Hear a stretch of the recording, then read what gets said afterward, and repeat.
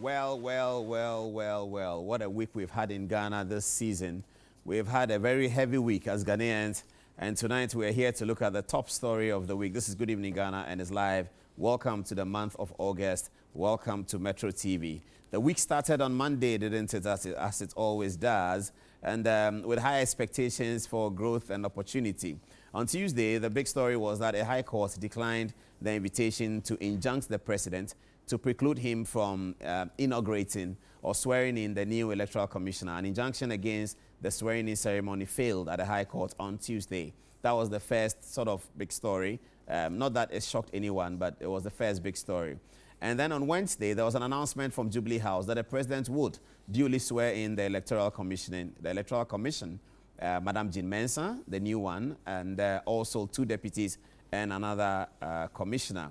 So that event occurred on Wednesday. On the same Wednesday, very beautiful news from the hills at Legon. The first female chancellor of the University of Ghana, in the person of Mrs. Chinri Hesse, was inaugurated in a colorful and splendid ceremony at the Great Hall of the University of Ghana, attended, of course, by the president and many dignitaries, including former President J.A. Kufuor. Then the bombshell came, didn't it, on Wednesday. A press conference by the Bank of Ghana, which was widely expected and anticipated, but made an announcement that to some extent shocked a lot of people. The Bank of Ghana revoked licenses of 5 banks. 5, that's it, 5 banks. Unibank, the big one and the surprising one, and also Beige Bank and Construction Bank and Sovereign Bank. All of these banks had their licenses revoked by the Bank of Ghana. Not just that, but the Bank of Ghana, by the time of the announcement, also announced that they had created a new bank, the Ghana Consolidated Bank, which was going to consolidate all the assets of these 5 banks. That became the story, that became the gossip, that became the conversation. Tonight on the Good Evening Ghana, we have 2 persons who would know a lot about this matter. Mr. Eric Niboy is going to talk to us about that. He's a compliance person and he's going to speak to us in great detail. The other part of the program that you shouldn't miss is the exclusive interview that was granted us by Mrs. Marian Bano. Now, Mrs. Bano is an expert in corporate governance. She's also a lawyer, and she was one-time chairman of Merchant Bank. She told us some explosive things about what had happened at the Bank of Ghana, so you shouldn't miss that. We will be bringing you tonight also something that you haven't heard yet. There was an 11th hour protest that was launched by Unibank. That didn't get out because it was at the 11th hour, and by the 12th hour, the announcement had been made revoking their license. But we'll be talking about that tonight, the 11th hour protest by Unibank. Before we do that, though, we have just been looking at history. You know that on this program, we love the history, don't we? We've just been looking at the history, and behind me, we're going to start showing you the first 8 African governors of the Bank of Ghana, just to refresh your memory. When we finish with that, we would also show you a list of the banks that the Bank of Ghana has issued licenses to. We have politicized it in that we have looked at different regimes and how many licenses were granted, just for the sake of the record. It's only an academic exercise, but we like to be academic and historical on this program. So let's look at the first African governor of the Bank of Ghana. We'll pay tribute to them by just having a look at their names, and it will show behind me on the screen, Mr. William Mamon Kwao-Ham, isn't it? Yeah, there he is. William Mamon Kwao-Ham was the first African sometime in the 1950s to become the governor of the central bank. He was the first governor of the central bank that we know of. Let's move on and see who is the next. Now, this was the next. Mr. Albert Amoako was the next governor of the central bank. And I'm taking all of this information from a book that was published as part of the Ghana at 50 celebration, and it was entitled Commemorating the Golden Jubilee of Ghana. It was written by Professor Edward Ayensu, and it's a book that I recommend for students of economics and students of banking and finance. There's a lot of information in there about the growth trajectory of the Bank of Ghana and the different policy initiatives that they have undertaken over the 50 years from 1957 to 2007. The next in line after Albert Adom-Otchere is, of course, Jonathan Herbert Frimpong Ansah. So whichever generation you are, you can associate with one of these governors. So if you know this man, then you are of the older generation. As we come down, it will become more familiar with our younger people. Some of our people will not even know anyone at all because we are ending at the 10th governor and it was the 8th African governor. So this was Jonathan Herbert Frimpong Ansah. He was also the governor of the central bank. The next, let's look at the next one. Kind of handsome face, Dr. Adom-Otchere. Now, for people of my generation, I think that we started hearing about Dr. Adom-Otchere on GBC News when we were growing up as just after toddler age. So perhaps from my generation on, we can relate to Dr. Adom-Otchere. And we are paying tribute to all of these governors tonight. Dr. Adom-Otchere was the next. Next one in line was Alexander Eric Kwame V. Ashiagbo, who people remember, of my generation will remember. Alexander Eric Kwame V. Ashiagbo was the next African governor of the central bank. Let's go and see where we are next. We have Mr. John Saka Addo, J.S. Addo, as he was popularly called. Some people remember that J.S. Addo was the governor of the central bank at some point. Ghana has had some very distinguished persons managing the central bank, and we believe that Dr. Addison is following suit in that regard. So this is J.S. Addo, who was also the governor of the central bank. Let's have a look at the next person on the bill. We have Dr. Godfred Potofi Agama. Now we have landed firmly and squarely in people of my generation. Dr. Agama, for many years, was the governor of the central bank. His signature was just Agama, A-G-A-M-A, and that's the money, 5 cedis, 10 cedis that we took to secondary school. In those days, there was no free SHS, so we needed to pay for quite a bit. And we remember Dr. Agama. That we learned later on when we went into college to learn political science that Dr. Agama was a famous politician in the 60s. He was with the New Alliance of Liberals. That was a party that was formed in 1969 to represent the Nkrumahist image and Nkrumahist heritage. As you know, Dr. Nkrumah's party was banned for the 1969 Second Republic elections. Dr. Agama and Dr. Obeda Samoa and Samuel Okudzeto were the main forces for the New Alliance of Liberals, the NOW, and after that he became a governor of the central bank. Tribute to Dr. Agama, a particularly distinguished fellow, as we have learned. He ended up also, just before he died, as a chairman of the Intercontinental Bank, which is now the Access Bank. So Dr. Agama stayed in banking for a long time. May he rest in perfect peace. Dr. Agama is our last but one photograph for tonight on this historical rollout of Bank of Ghana people. Let's see what happens next. There you go. There you go. Dr. Kwabena Dufour is the last on our list tonight. Unfortunately, tonight, Dr. Kwabena Dufour is not a very happy man. The bank that he set up as his own private bank after becoming governor of the central bank is one of those banks that has tonight been, whose licenses have been taken by the Bank of Ghana. And I do have in my hand what I call the 11th hour protest that Unibank did. I'll read it in full because it didn't quite come out before the 12th hour announcement. And it's signed by him, Dr. Kwabena Dufour, it's signed by him as shareholder, and he copied in Dr. Maxwell Opoku Afari, the first deputy governor of the bank, and it was a letter that was a full protest. You see the language in the letter. It came in at the 11th hour. It's a letter that is dated 31st July. So you understand when I say that there's an 11th hour protest from Unibank, very, very late, and unfortunately, it didn't meet the 12th hour announcement of the governor. But we'll look at it tonight. That's the exclusive that we're giving to you tonight, and our guest will discuss it in terms of the contents of this letter that Dr. Dufour had written to Unibank, to the KPMG and the Bank of Ghana on 31st July. I'm guessing that it was at the close of day of 31st July, something like that. Dr. Kwabena Dufour is here. He did a yeoman's job. If you look at his profile in the book, it's excellent, and we congratulate him as well for the service that he did to Ghana. Unfortunately, tonight, he's not a very happy man. Let's go and now see the political table that we've set up. Now, before Dr. Eric Niboy Korte comes into the studio, there's a table that we've set up, and it's showing you under the various regimes of the Fourth Republic who awarded more licenses in the banking sector. Let's start with the table and see. It will come up live on your screen now at home, and you can see it, and we can talk about it. Okay, so there you go. We do have the table. The table is there. Okay, can I see it? Yes, I can see it. Okay, so you can see in the table, the first column is political party. The next column is the period. The next column is the number of licenses and the percentage of total licenses awarded by the regime. So the first one is the National Democratic Congress from 1993 to the year 2000.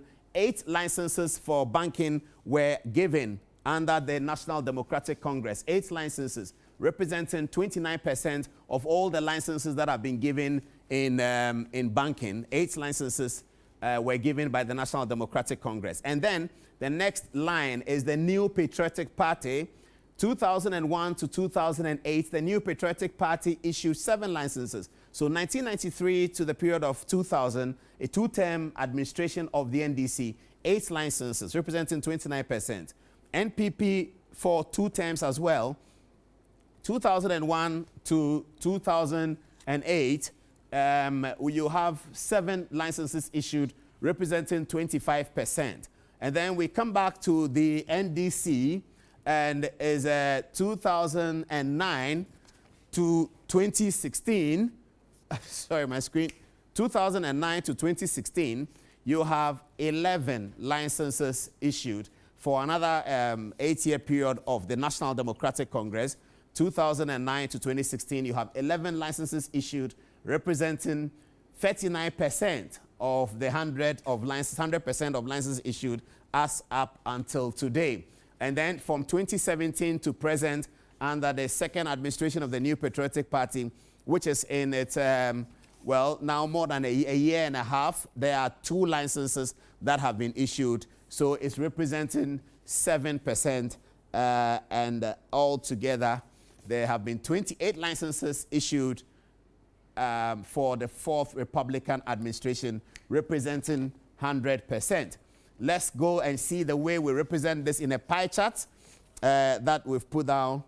We have a pie chart for you that we put together. Okay, so that's the pie chart. 4th Republic licensing issues is all there it's over there. 4th Republic licensing issues is over there. You can see it. You can see it on your screen. The 4th Republican licenses issued in a pie chart form. Blue 29%, orange 25%, yellow and gray all together over there.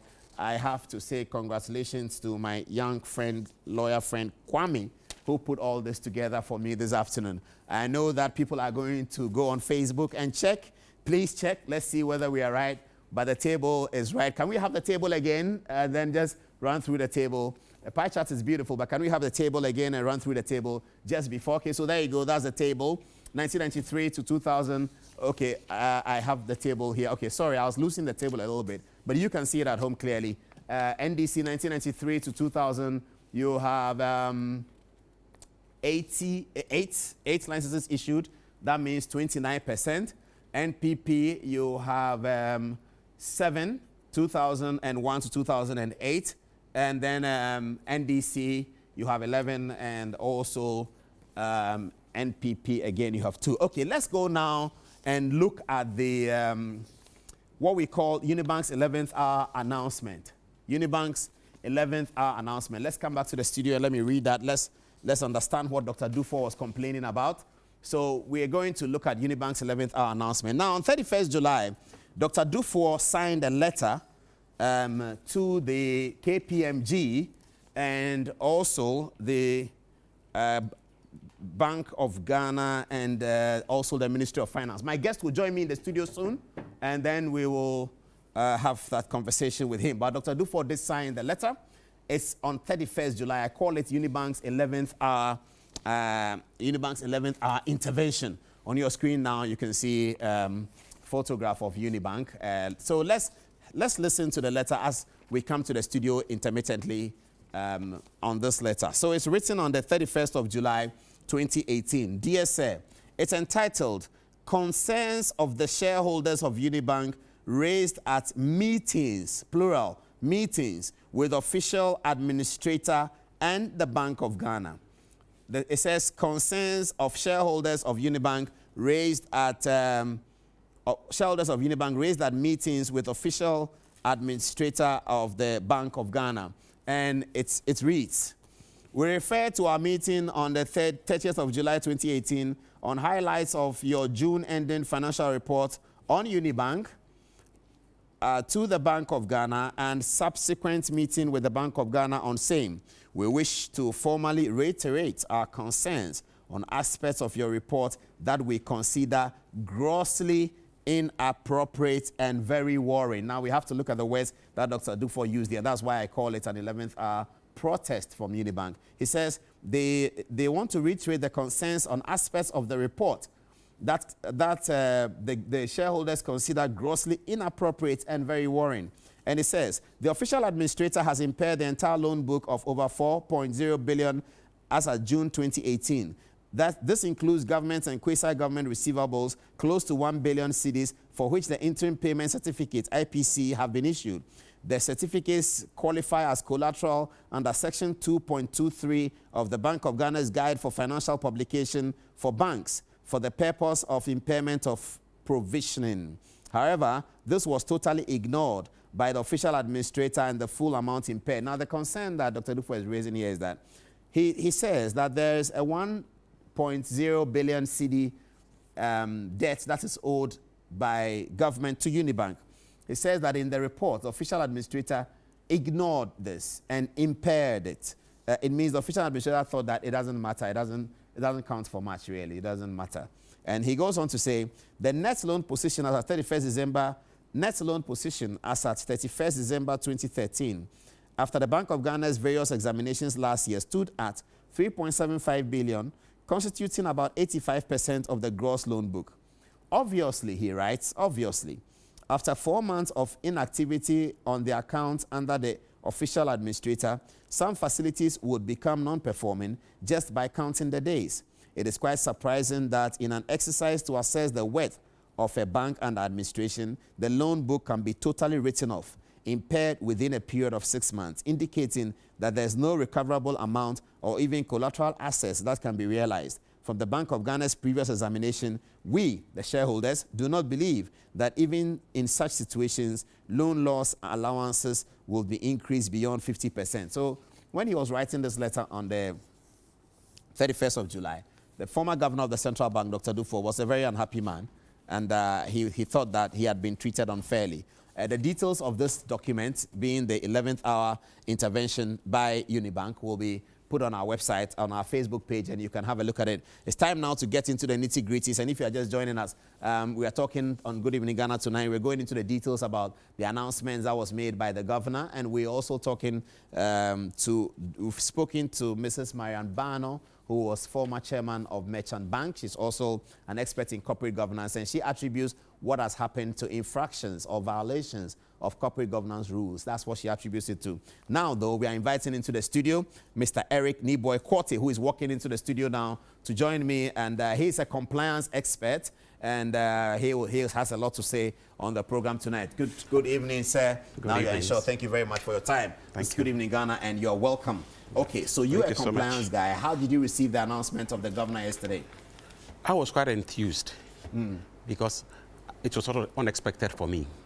You thought the banking system is serene? You thought everything is fine? No. Why was it unexpected for you? It was sort of unexpected for me because of the events from September 2017. It was not unexpected? It was not unexpected. Okay, sorry. You were expecting it? Yes, I was expecting it. Okay, I get it now. Yeah. So why were you expecting something like that? Well, there's so much incompliance in the non-compliance in the banking industry, and which has somehow eaten into other sectors of the economy as well. So you were expecting that Unibank's license will be revoked. You were expecting that sovereign bank's license will be revoked. You were expecting that construction bank's license will be revoked. Was that your expectation? My expectation was that the regulator was going to do something that's quite unexpected for Ghanaians or the industry. But then the regulator had in its regulatory arrangements in the Banking Act various processes which would have started not today. And if today we're getting the licenses revoked, it's as a result of the fact that a lot of things have gone on behind the scenes, which Bank of Ghana would have been engaged in with these banks in their regulatory process. Okay, tell me, is it a compliance failure? Do you attribute it to a compliance failure? Very much so. What is compliance then? Okay. As a member of the International Compliance Association of the UK, and I guess, I suppose you permit me to add that I'm Ghana's only fellow with that association of the UK. Congratulations. Thank you very much. We define compliance as adherence to a set of rules and regulations, codes of ethics, codes of conduct. And compliance operates in two levels. Level one, environment, where we have laws and every other rules that will govern a group of people. in whatever respect. And then level 2 is where these laws and rules and regulations are converted into what we usually hear everywhere. Is there a policy on that one? Is there a policy on that thing? This will evolve into policies. When the policies are drafted, which is one of the very requirements of the Bank of Ghana for banks to when they are coming up. These policies will inform what we call manual of operational procedures of what the business is going to go into. Okay, from all what we are saying, I mean, we are not bankers, we are ordinary people. We want to understand what you're saying. Is it a group of bad people who did something wrong? Is that what it is? It's not about people at the moment. It's about what should be done. The unfortunate thing is that we had people who did not do what should be done. And so it's Are you talking about the regulator? When you say we have people who should not do what, are you talking about the regulator? If you let me finish the definition of compliance, we might get to it. Yeah. And so I talk about level 1 environment, the legal framework, external legal framework, laws relating, Banking Act, name them. And then level 2, where these are converted into policies for the various organizations, irrespective of what organization, whether banking, aviation, agriculture, manufacturing, whatever, it runs through. Then these policies are converted to operational procedure manuals. When they are finished, then because everybody in any department of any organization will be doing some specific work towards the overall goals, these operational manuals for the various departments have to be converted into job description for every desk in that department. So that if Kofi takes his job description, which has evolved from the laws into policies to procedural manuals, anything he does on his desk in accordance with the job description will fit into the bank's procedural manuals and policies and then the law. I think we get that. So the ordinary person, a teacher, a teacher watching us, a nurse watching us, a lawyer who doesn't understand banking watching us, a doctor watching us, he wants to know, have some bad people done some bad things, that's why we are where we are? I have a difficulty saying bad people, because if you have a good person who doesn't have a job description, which is speaking to policies and procedures responding to law in that organization, how can we say the person was bad? Yeah, but why do people get into that position and they don't respond to law? Fine. Why am I a bank MD and I don't respond to law? Which law? In my banking career, I've had situations where in appointment into certain roles, I was asked to develop a job description. For yourself? When I should be given one. Okay. So it's a systemic failure? It is a systemic failure. Really? Yes. Well, but is it not because people want money? Let people want money. I mean, is it not because bankers want money like everyone else? I want money, bankers want money? When you say bankers, are you referring to the organization or the people in there? I'm talking about the people who work there who are supposed to evince that compliance that you're talking about. Yes. They want money, so they get things done in a way that they will make money and in a way that the bank will make money. The sad bit of it is that we find ourselves in there, and you get there and it sounds so lucrative for you. Oh, that's nice. You want to get into it. But in getting into it, you need to adopt what is there, take ownership, and get yourself into what it is that you are supposed to be doing. And so that when you take it and you're doing it, and it passes on to somebody else, that person will appreciate what you have done and be able to take over from there. But the problem I have had in my surgeon, it's like business as usual. And so it gets to my desk. We are talking really about lending here. Yes. Because that's what the Bank You're talking about lending. Yeah, that's what the Bank of Ghana you want us to talk about lending at the moment? That's what the Bank of Ghana is saying is a problem. Good. Lending. Connection lending. Connected lending. Connection lending. And connection. Wonderful. What is lending? It's the business of picking money and giving it to somebody who needs it.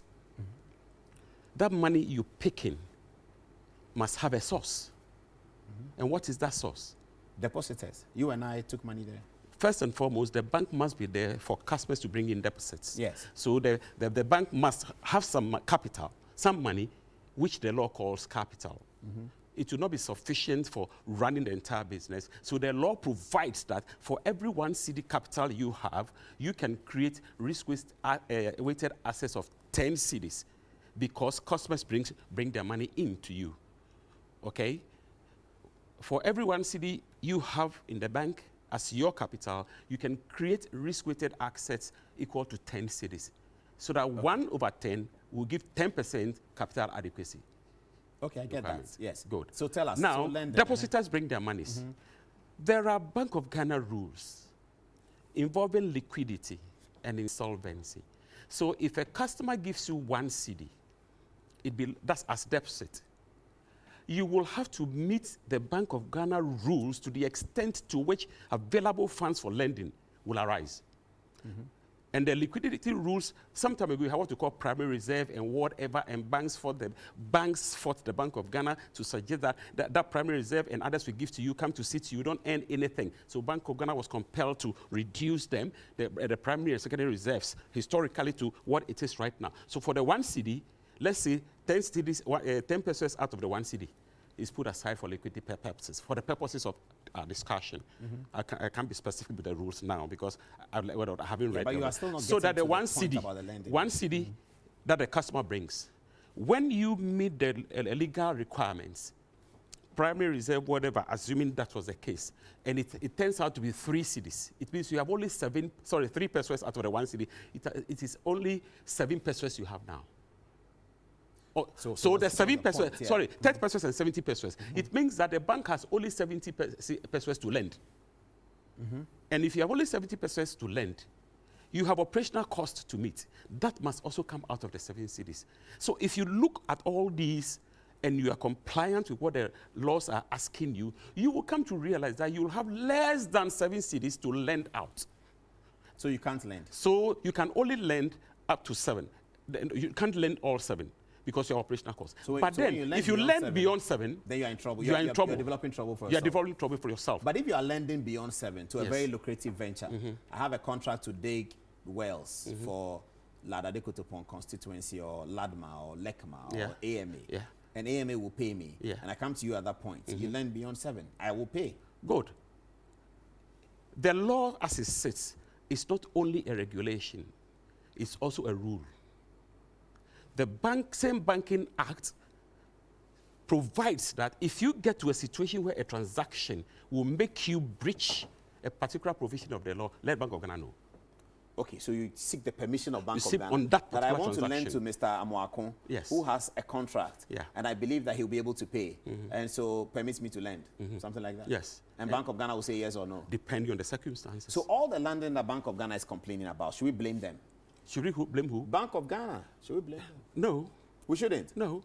But they are the regulator and they are now if you listen carefully, you realize that when I talk about the 1 cedi available from the customer's deposit, primary, you take everything you have to take regulatory. What remains is 70 pesos.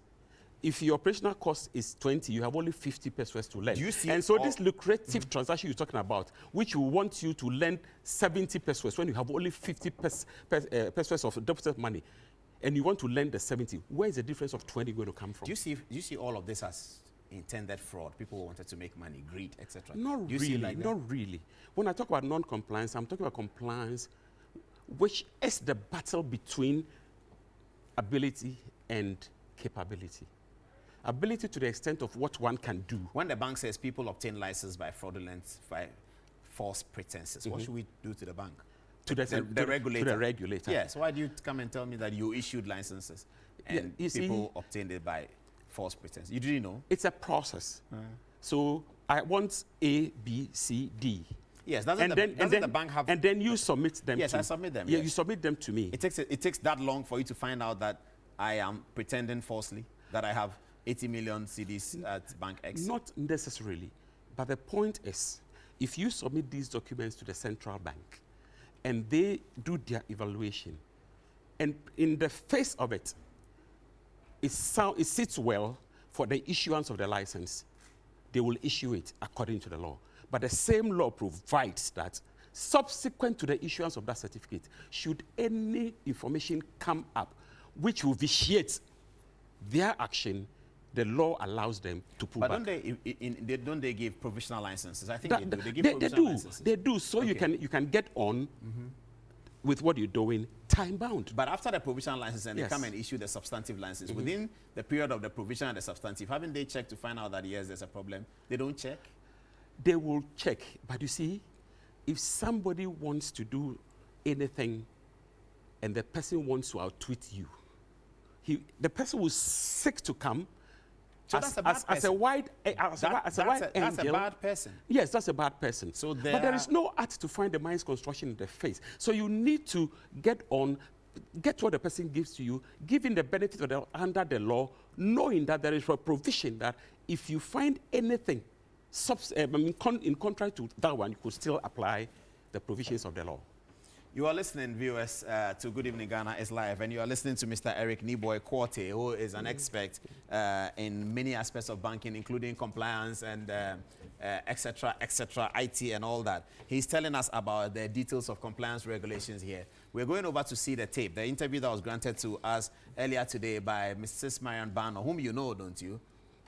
Yes, I do. Okay. Yeah, she was the chairperson of the Merchant Bank when I was there. The women don't like you to say chairperson. They say just say chairman. It's fine. Oh, they want it now. They want chairman. Of course, that is the right word anyway. Yeah, they don't like you to. No, it's not about gender. It's about somebody sees a person, a chair, and manages. So chairman. Period. So I'm glad they now come to recognize that. Chairman. Yes. So chairman of the Electoral Commission now is Jean Mensah. We'll be talking about that later in this program. But now let's go over to Master Control Room, where they will show us a tape of what Marian Bano told us this afternoon. Here it is. So we are grateful that Mrs. Marian Bano agreed to speak to us for a very short interview. She's an expert in corporate governance, and she does training across private and public sector, but is also well known as the former board chairman of the old Merchant Bank. Mrs. Marian Bano is also a barrister and solicitor and a lawyer here in Ghana. Thank you very much for your time, madam. So how did you receive this news yesterday, given your interest in the banking sector? How did you receive the news? First of all, good evening. I wasn't shocked and I wasn't surprised because I knew that Bank of Ghana was going to take some action, but I didn't know what form. Mm-hmm. You were not surprised because you knew about infractions in the system in this regard? Yes, given my background and what I do, I knew that the banking system was facing challenges, especially with non-performing loans. What role did the violations of corporate governance play in all of this? A big role. Basically, corporate governance is about ensuring that companies are sustainable and do not become insolvent. And when you're talking about banks and corporate governance ensures accountability, responsibility, ensures that proper controls and checks and balances are in place. Above all, corporate governance today insists on a greater independence on the board. You know, with corporate governance, there's always a distinction between ownership and control. So if you own an institution, you must not necessarily control it. That is why today corporate governance talks a lot about independence on the board. Let me take you back and let's understand that ownership and control of a bank. Or a company, yes. Company. Okay. Yes. So what does it mean? Who is the owner? Who is the It means that the owner is a shareholder. Mm-hmm. And it means that if you are the owner, you must not necessarily control the institution, especially at board level, because when you talk about corporate governance, it's really the responsibility of the board of directors to instill and make sure that there's good corporate governance practice in the institution. So if you are the owner and you don't separate your ownership role from the control, it becomes a problem. That is why shareholders should not be directors of the they can't be directors, but there has to be a majority of independence on the board. Because the role of an independent director or independence on the board is to make sure that the interest of the company and all stakeholders are catered for, not only the shareholder. So if you're a shareholder and you're sitting on the board as chairman, or you have a majority of shareholder interest on the board, shareholder interest could be at variance with the interest of the company. Oh, but that's it. It's an incongruous sort of situation, isn't it? How can the shareholder who has built his bank or his company, who should be the person most interested in growing the bank, have an interest that will be at variance with the interest of the bank? I don't get it. Oh, it happens. Let me give you an example. A typical shareholder interest is getting dividend paid.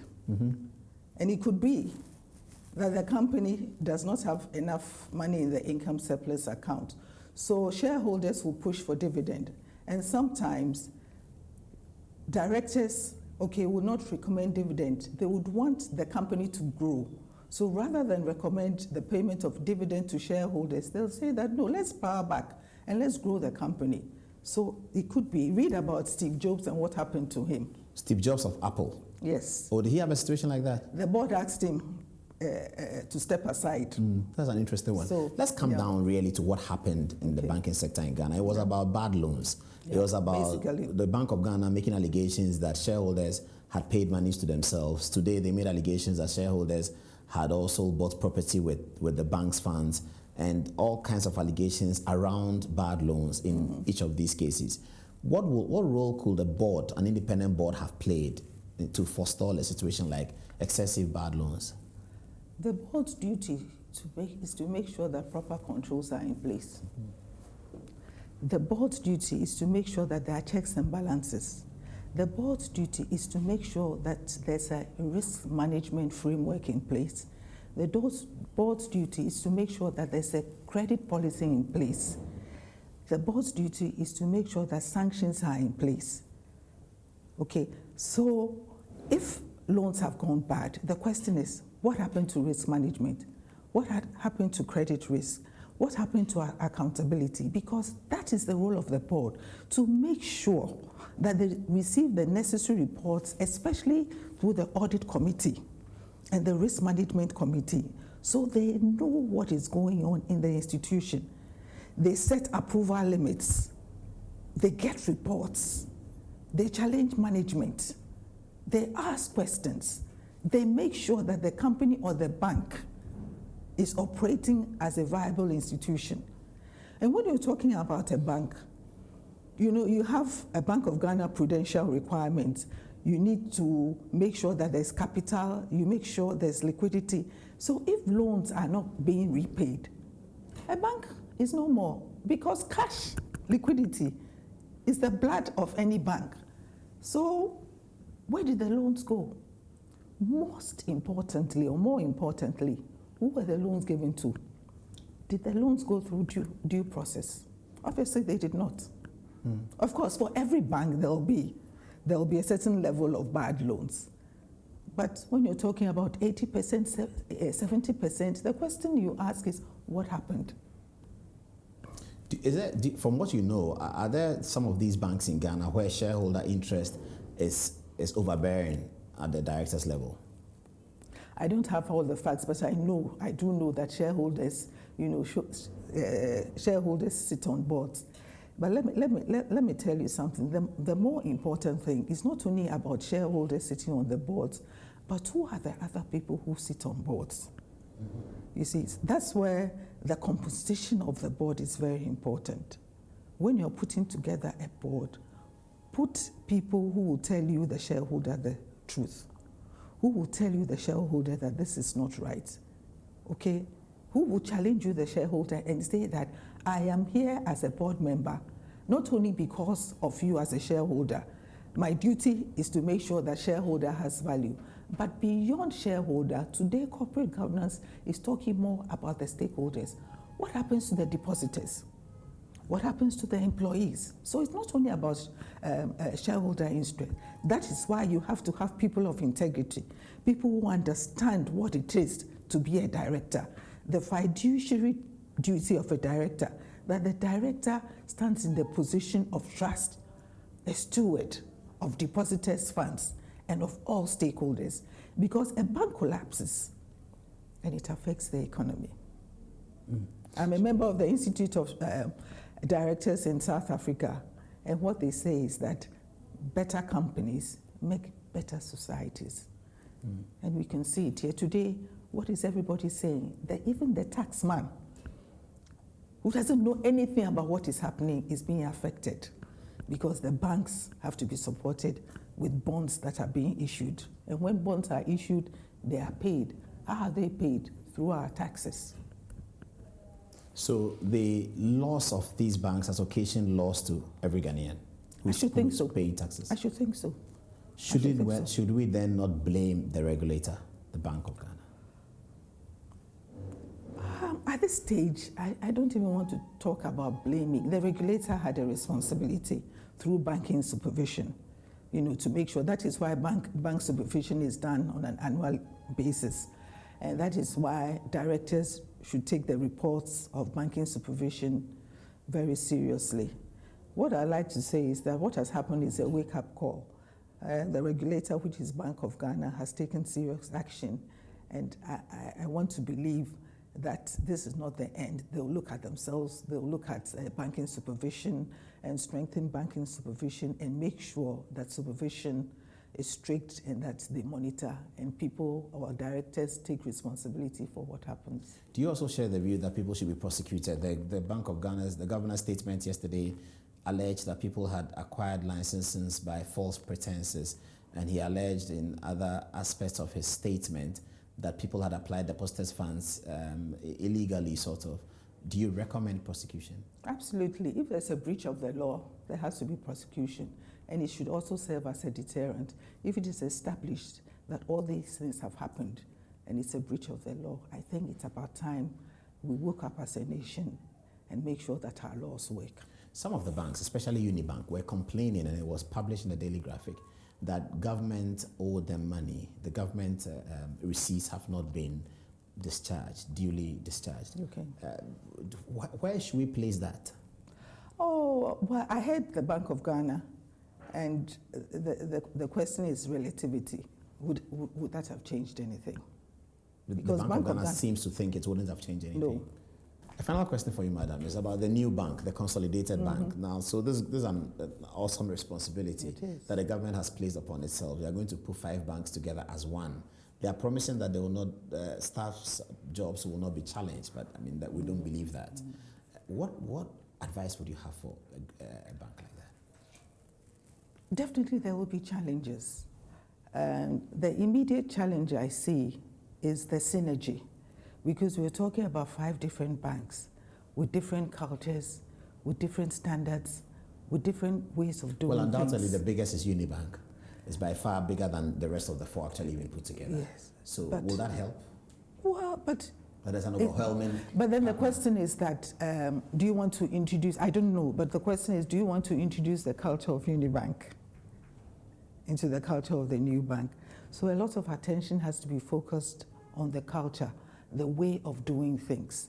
And there has to be a deliberate way of making sure that this new bank has a certain culture of best practice in corporate governance. It is very important. Otherwise, you bring employees together from different institutions and they could slack into the old ways of doing things. So a lot of focus, there has to be a lot of focus on the values of this new bank. This is the way we do things. We comply with the laws. We comply with regulations. We do things the right way. Good customer service and all that. It has really to be a deliberate effort. That will be the challenge. Would you advise that, now it's a government bank, would you advise us in putting the board together, the directors, it should be private people or government people? It should be a combination. It doesn't matter whether it's private or public. The most important thing is that the diversity of skills on the board. Who is the chairman? Who can lead the board? Should the Minister of Finance chair? I don't believe that any minister should chair any board. Ministers should not chair boards. Let me explain why. A minister in the SOE sector, the minister supervises, okay, you know, he takes policy and is a supervisor. So when a minister becomes a board chair, it creates a problem. Because when the board has a problem, who do they go to? And if the minister as chairman is the board and the minister is the problem, who do they go to? And in any case, ministers don't have the time to be sitting and chairing boards because they are busy supervising so many, you know, so sectors of the economy. If the finance minister is a member of the board, he ought not be the chairman. Even if the finance minister is a member of the board, no, as an institutional representation from the Ministry of Finance. No, he shouldn't. He shouldn't. The senior minister that is not so busy is a supervisory Well, minister. I don't know about that, but I still say that the minister should not chair a board.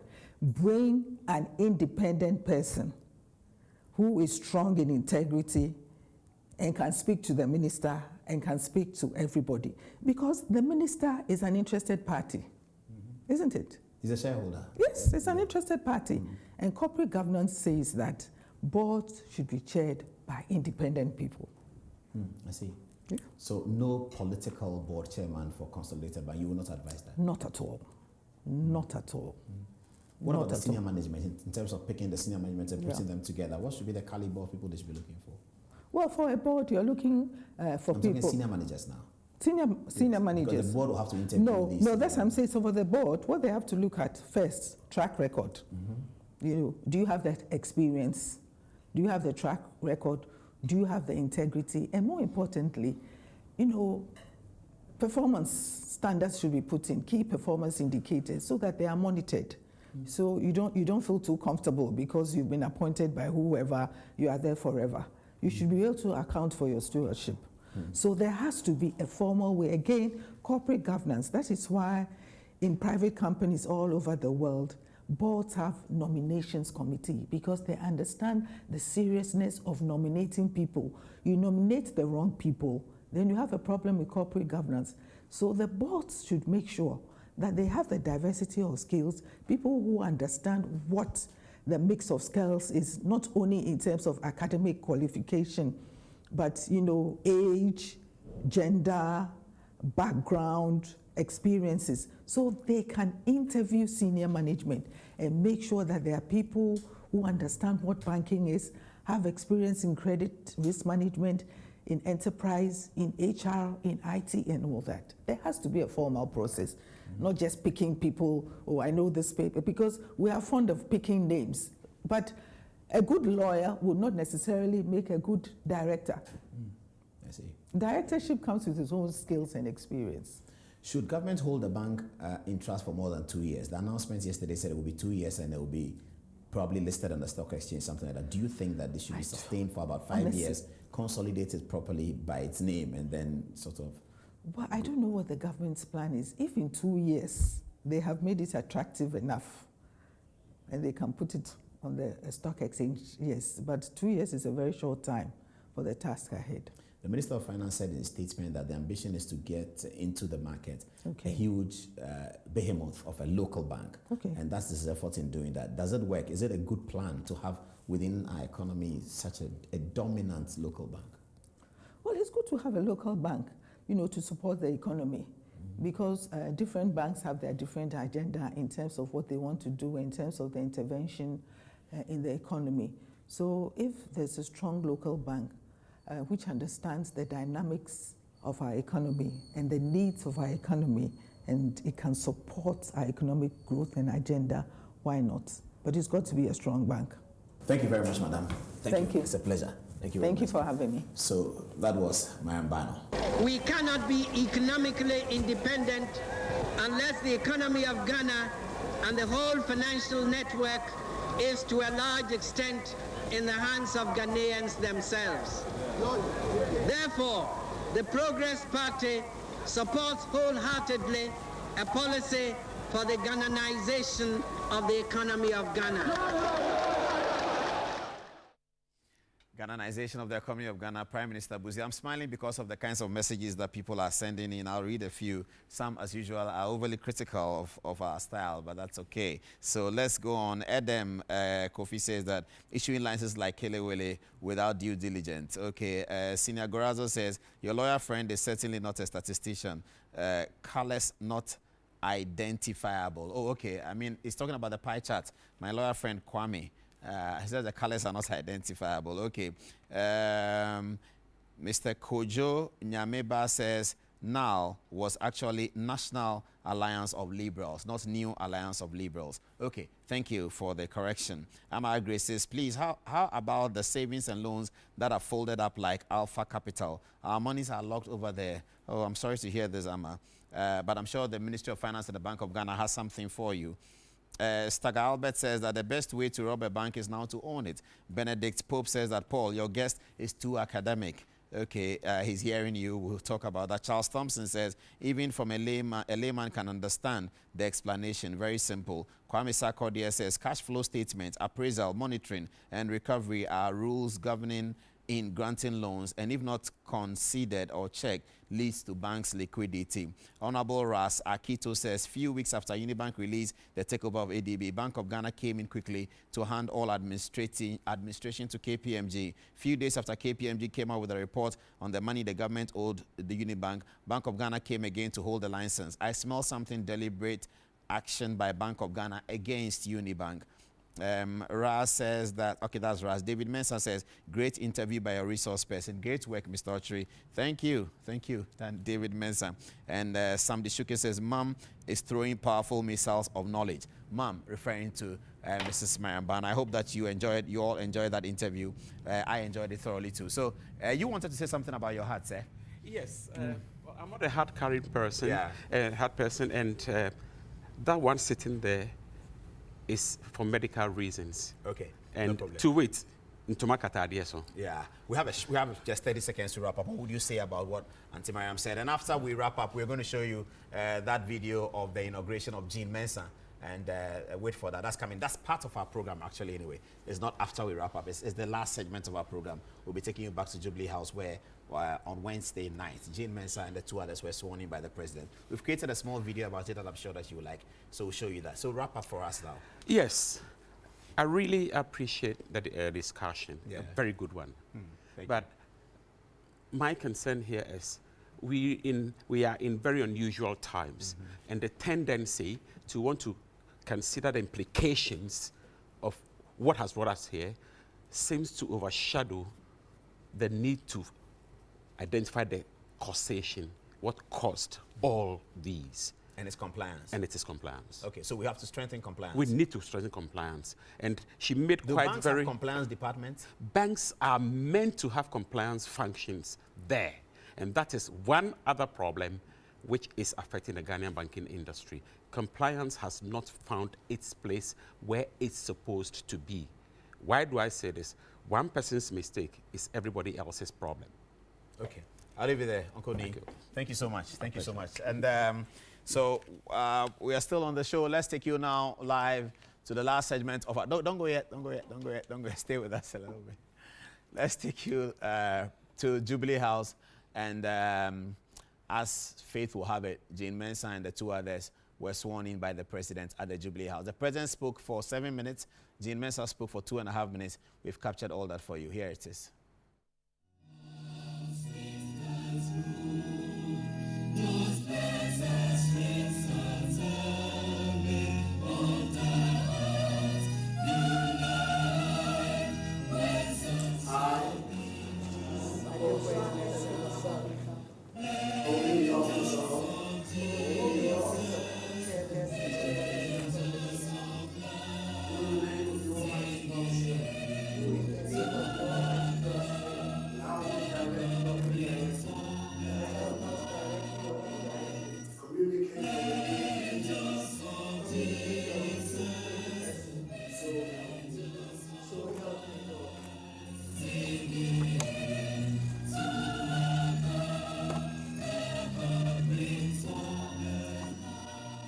Let me start by congratulating you all warmly on your appointment to the Electoral Commission.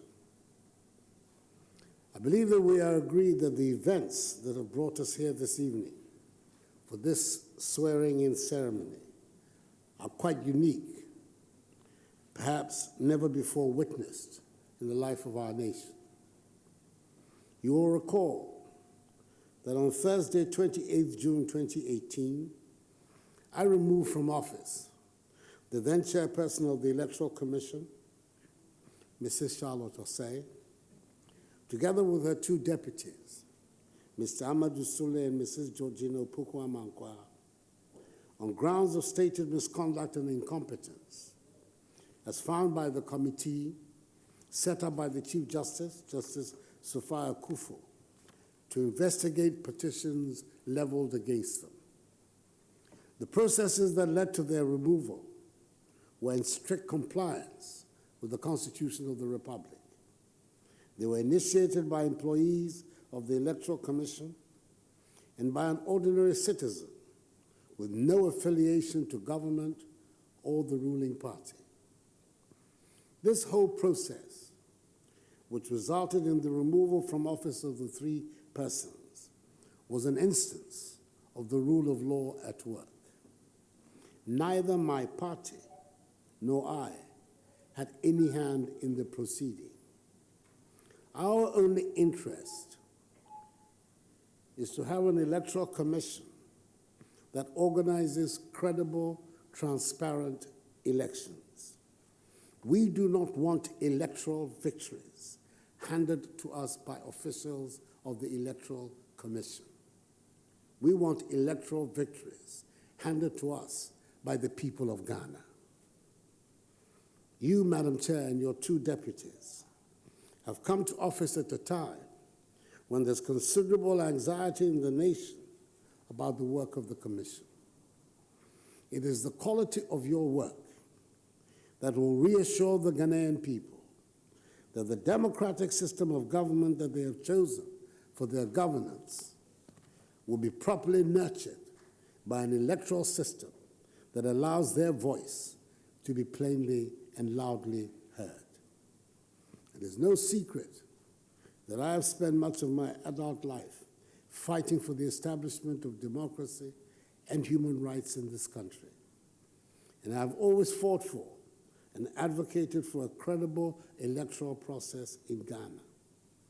In emphasizing the importance and credibility of elections, it must be pointed out that the count, the collation, the declaration of results cannot and should not be more important than the sacred God-given right of a citizen casting his or her ballot. I have said it before, and I'll repeat it.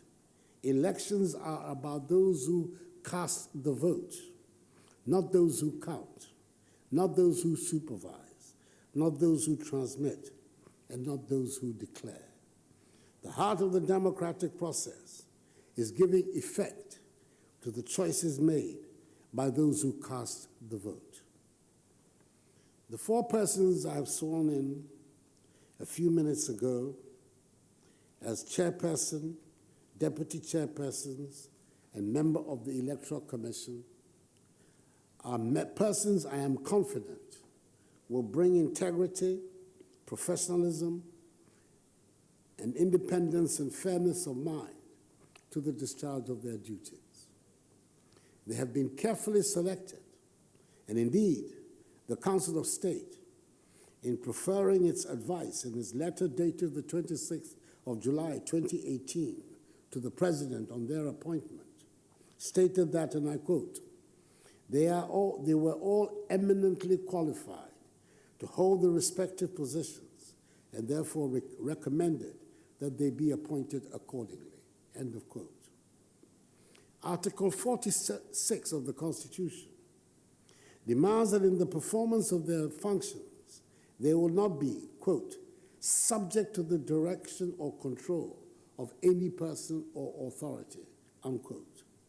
They answer only to the Ghanaian people, the Constitution of the Republic, and their own consciences. As you begin work, you will find no honeymoon period. Neither will you be afforded the chance to settle in to your new responsibilities. On your desk, Madam Chairperson, will be the recommendations of the report from the Broby Commission of Inquiry on the creation of new regions, which in accordance with the teachings of the Constitution, I have forwarded to you. The Commission, as per the recommendations of the report, is to organize referenda in the 6 areas of the demand for the creation of new regions. The nationwide referendum on Article 55, an entrenched clause to determine whether or not full democracy should be extended to local government, the 2019 District Assembly elections, the registration of eligible voters for the 2020 elections, and the conduct of the 2020 presidential and parliamentary elections are all matters which are immediately before you. I'm nonetheless confident in you and in your abilities to surmount these hurdles. Each one of you has excelled in your areas of focus and you possess the requisite experience to deliver and meet the enormous expectations of the Ghanaian people. Let the events of the past year guide you. Remember that now more than ever, every single decision you take will be scrutinized to the letter. That, however, should not scare you. And indeed, let no one try to cower you into submission. On the contrary, let this expectation of the Ghanaian people spur you on to great heights, and above all, work so that the will of the Ghanaian people is upheld. Realizing the dreams of the founders of our nation to build a free, united, prosperous, and happy Ghana on the basis of the principles of democratic accountability, respect for human rights, the rule of law, and the dictates of social justice must be our directive principles of development. That is the way forward for us in the 21st century, which I believe strongly is going to be the Ghanaian and African century, the century that will see the transition of the Ghanaian and African peoples from poverty into prosperity within the framework of democratic institutions under the rule of law. Congratulations once again, and Godspeed in the discharge of your heavy duties. May God bless the new members of the Electoral Commission and us all, and may God bless our homeland Ghana and make her great and strong. Thank you for your attention.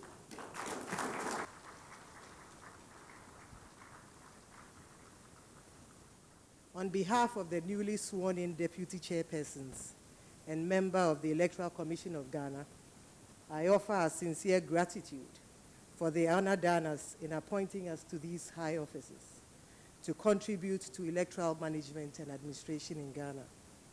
We are humbled, Mr. President, and motivated by the confidence vested in us. Your Excellencies, the electoral process of any republic is the midwife that delivers its democracy.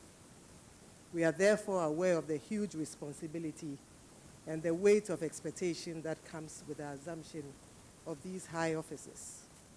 But we are prepared, and by God's unfailing grace and our own exertions, we will succeed. We acknowledge the good work of our predecessors, and we will strive to build on their achievements. In doing so, we will count on the support and experiences of the staff and the institutional knowledge residing in the Commission. With God being our helper, we will work with the Parliament, the political parties, the judiciary, civil society, and the media to build an electoral commission that this nation can depend on to uphold its sovereign will and the right to choose its leaders. Mr. President, we wish to assure all Ghanaians that we will hold ourselves accountable to the laws of the Republic of Ghana. Articles 42 to 49 of the 1992 Constitution and the Electoral Commission Act, Act 451 of 1993, will be our guiding lights and our signposts in this regard. Once again, I thank you, Mr. President, for the honor bestowed on myself and the deputy chairpersons and member of the Electoral Commission. May God bless our homeland Ghana and make our nation great and strong. Thank you, Mr. President.